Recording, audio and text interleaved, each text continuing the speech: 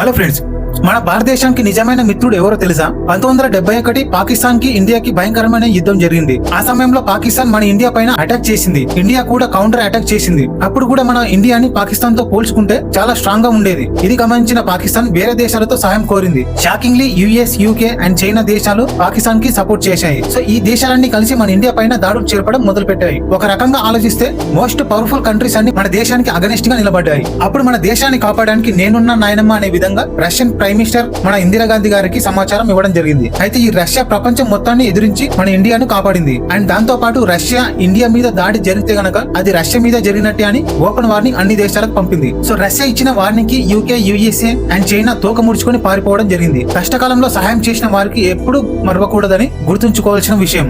అందుకే ఎన్ని ప్రాబ్లమ్స్ వచ్చినా గానీ, మన సిచ్యువేషన్స్ ఎలా ఉన్నా గానీ, మన ఇండియా మాత్రం రష్యాకి ఎప్పుడు సపోర్ట్ చేస్తూనే ఉంటుంది. సో ఈ వీడియో గురించి మీ అభిప్రాయం ఏంటో కామెంట్స్ లో కామెంట్ చేయండి తప్పకుండా.